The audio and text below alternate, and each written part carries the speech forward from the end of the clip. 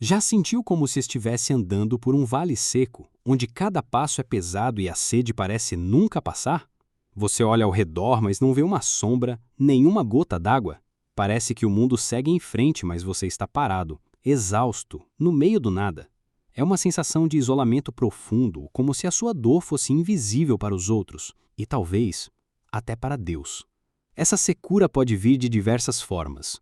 Uma perda que dilacera a alma, uma doença que rouba a paz, um desemprego que tira o chão, ou mesmo um cansaço existencial que não se explica.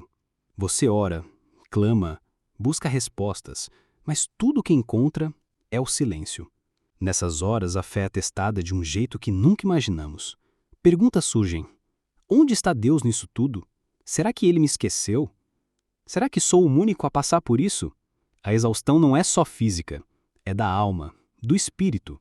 É a sensação de estar desvitalizado, sem forças para continuar a jornada e de que ninguém, de fato, compreende a profundidade do seu deserto. Mas quero que saiba, você não está sozinho nessa caminhada. A sensação de secura e exaustão no deserto da alma é real. É uma fase de intenso desconforto onde tudo parece árido e sem vida. Mas e se eu te dissesse que esse deserto, por mais doloroso que seja, não é um lugar de abandono final? E se ele fosse, na verdade, um caminho? Um lugar onde Deus, de uma forma misteriosa e muitas vezes invisível aos nossos olhos, está operando um propósito profundo em nós. Essa é a ideia central que vamos explorar. O deserto não é um castigo sem sentido, nem uma parada permanente. Ele é um ambiente de transformação. É ali, onde as distrações são poucas e a dependência de Deus se torna mais evidente, que nossa fé é testada e, surpreendentemente, fortalecida. Assim como o fogo purifica o metal e a poda faz a árvore frutificar mais, as arenas da vida, por mais hostis que pareçam, são o solo onde Deus forja em nós um caráter mais resiliente, uma fé mais madura e uma dependência mais profunda nele. O deserto é doloroso, sim, mas pode ser o cenário de um crescimento que nenhuma outra condição poderia nos oferecer. José, o sonhador em ruínas. Para entender como o deserto nos forja, olhemos para a história de José, um jovem com sonhos grandes, mas que viveu um deserto de perdas e injustiças. Ele não era perfeito. Sua juventude e talvez um pouco de arrogância ao contar seus sonhos para os irmãos o colocaram em apuros. De favorito do pai, José foi jogado numa cisterna, vendido como escravo, levado para uma terra estranha e, injustamente, lançado na prisão. Imagine a dor e a confusão em sua alma. Os sonhos de grandeza pareciam ruínas. Ele não estava em um deserto físico, mas em um deserto emocional e espiritual profundo. Anos de abandono, traição e esquecimento. Cada dia na prisão era uma areia quente e sem fim. Poderia ter se amargurado, perdido a fé, culpado a Deus, mas foi ali, na escuridão do cativeiro, que algo invisível acontecia. José aprendeu paciência, resiliência e uma dependência total de Deus. Suas experiências no deserto o prepararam não para a glória de um sonho infantil, mas para uma posição de liderança e salvação para sua própria família e uma nação.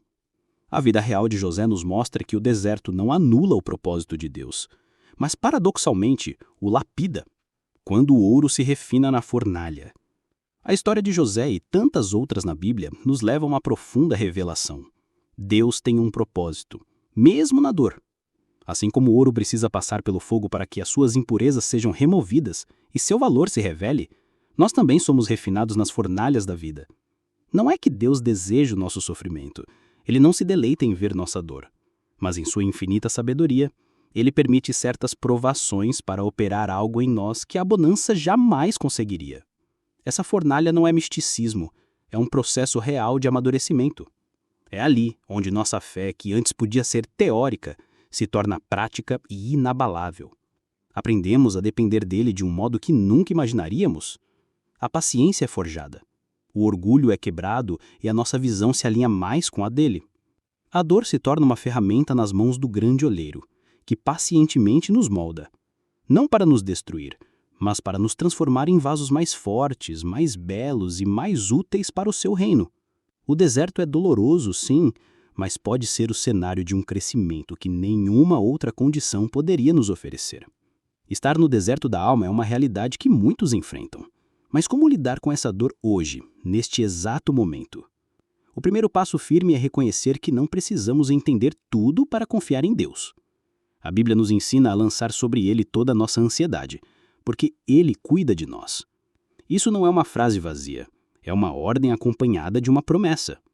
Na prática, isso significa que, em vez de nos afogarmos nas perguntas sem resposta, devemos nos ancorar nas verdades que conhecemos. Isso envolve buscar intencionalmente a presença de Deus, na leitura da palavra, que é um oásis de água viva, na oração sincera, mesmo que as palavras faltem, e na comunhão com irmãos na fé que possam nos encorajar. Pequenas escolhas diárias, como agradecer por algo mínimo, ou servir alguém mesmo em nossa dor, podem trazer um frescor inesperado. Não espere a sede passar para dar o primeiro passo.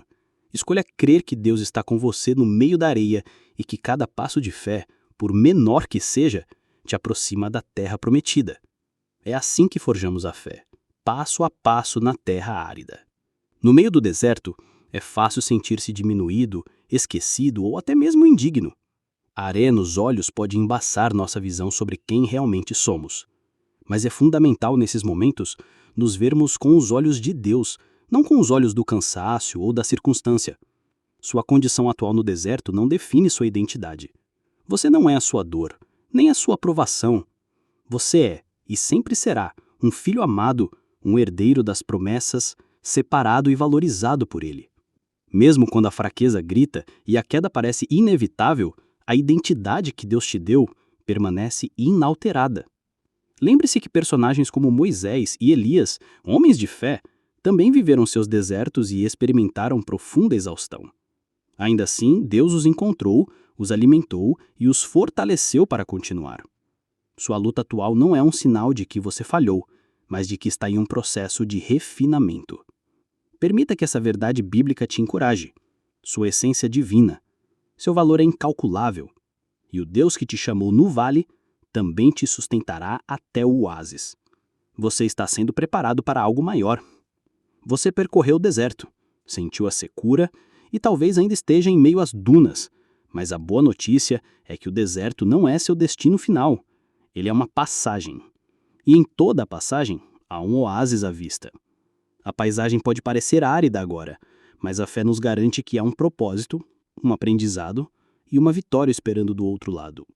A virada de perspectiva começa quando você entende que a provação não é para te destruir, mas para te refinar e te levar a um novo nível de dependência e intimidade com Deus.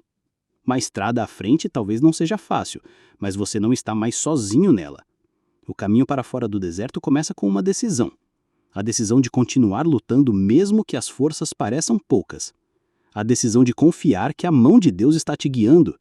A decisão de ver essa fase não como uma punição, mas como um treinamento divino. Sua fé foi forjada, sua identidade reforçada. E você emergirá mais forte, mais sábio e mais perto do Pai. Creia, o oásis de refrigério e a promessa de vida plena são reais. Você é um sobrevivente, moldado pelo deserto, e está pronto para uma nova paisagem de fé. Se você crê que Deus te sustentou e te forjou neste deserto, comente: Deus é comigo. E se você conhece alguém que está nessa luta, compartilhe esse vídeo. Ele pode ser a água que falta na jornada dessa pessoa.